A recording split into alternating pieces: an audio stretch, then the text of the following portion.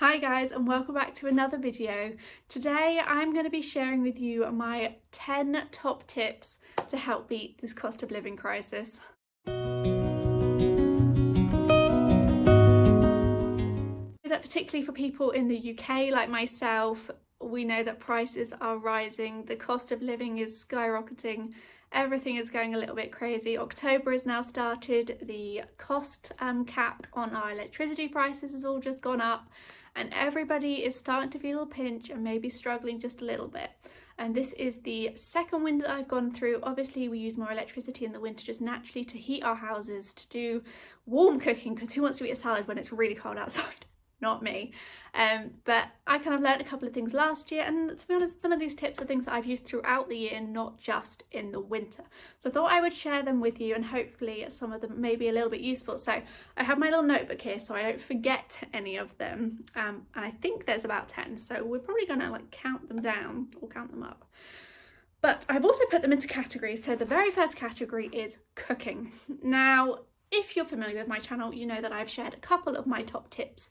I can't remember what video it is in, but I definitely went through a couple of them with you, particularly with oven usage and things like that. So I'm going to start with the top one, batch cooking.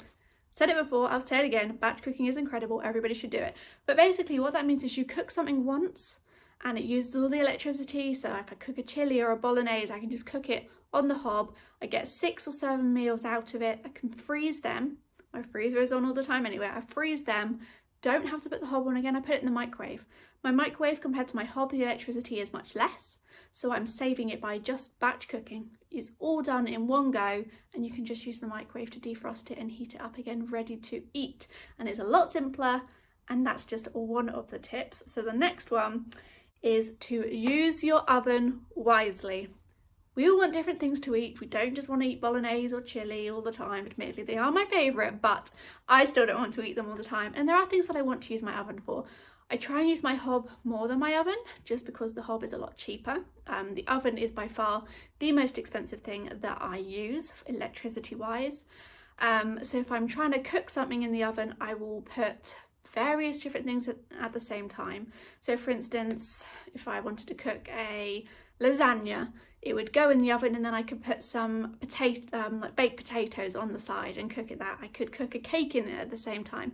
It's making use of that electricity. It's on, you may as well fill the oven and get as many different meals cooked as you can from that and make the most of the electricity that you have to use anyway.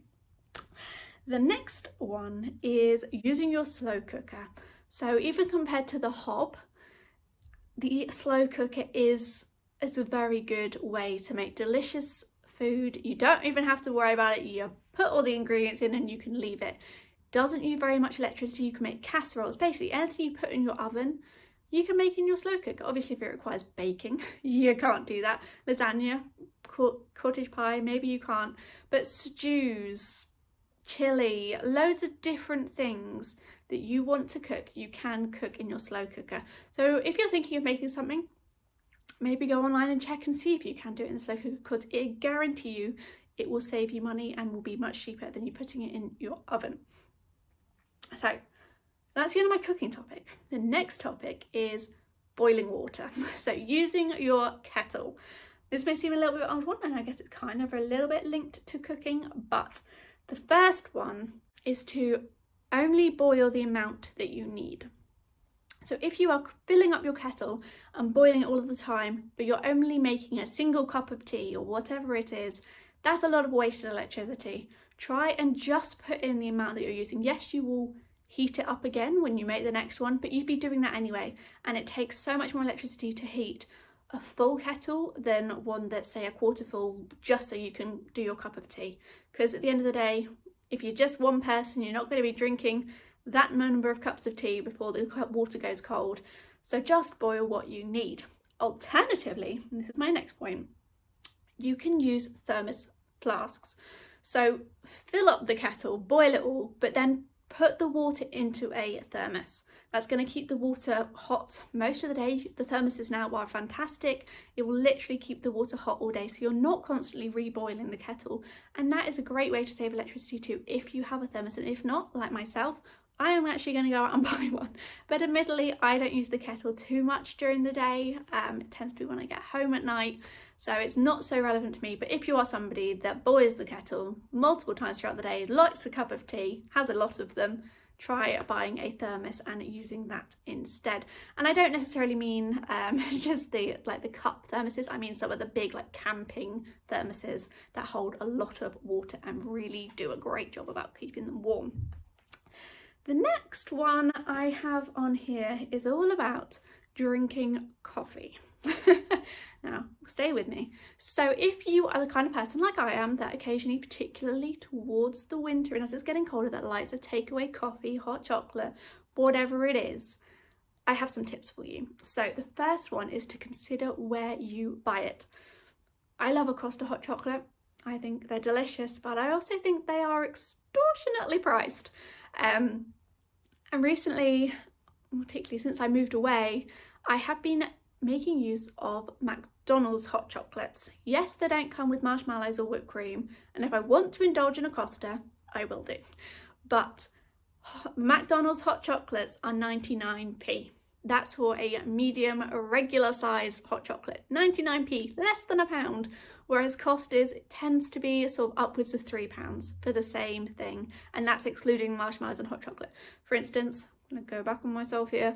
Yesterday I went for a walk with my friends from work and we stopped off at a Costa. I had a hot chocolate with just marshmallows and it was £4.75. That was a medium hot chocolate just with marshmallows. £4.75.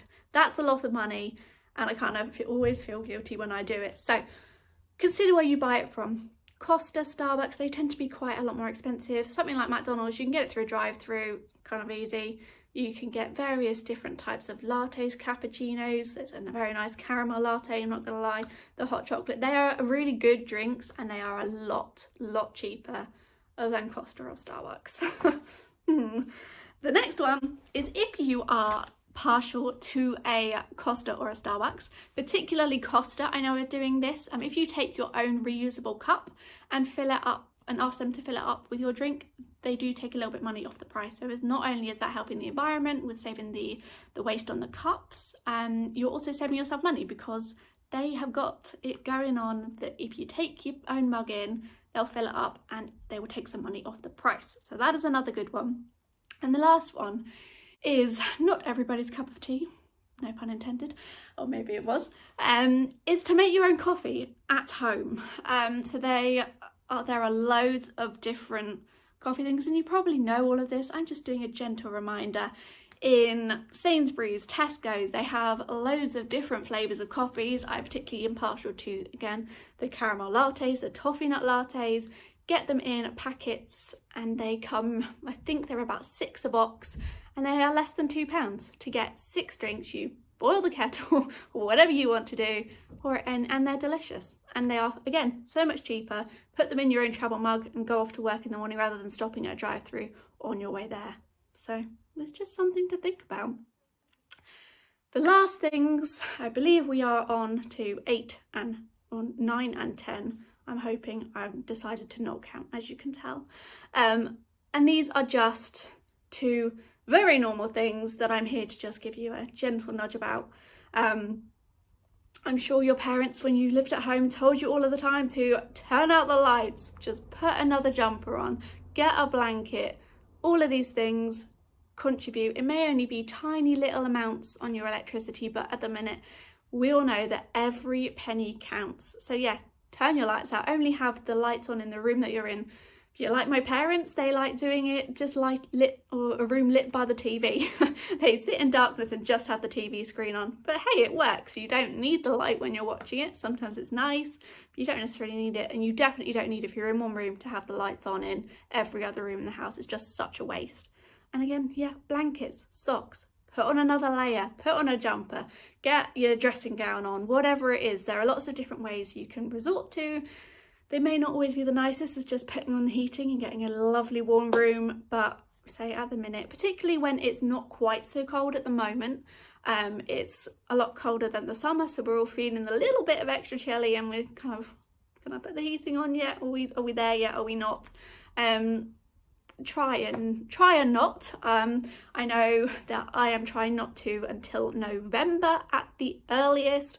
It is the 2nd of October today, so we'll see how well it goes. I think my parents are on sort of the same kind of thing. We've literally, you can see a blanket behind me, I've got 2 blankets on that sofa. Try that way instead. But yeah, I hope it's not just sort of preaching to the choir, and some of those my top tips are sort of food for thought more than anything else. And yeah, I hope you have enjoyed watching. Please know that we are all in the same boat. We are all feeling the pinch. We're all struggling slightly. And yeah, it's just that time of year, and that's, we got to stick together, people. It's what we got to do. Anyway, I hope you've enjoyed watching. Please like this video if you have. Please comment down below if you have any other suggestions or top tips you would like to share with everybody. And subscribe if you would like to, because I would absolutely love to have you here. But anyway, hope you have a lovely week, and I will catch you guys next time. Bye.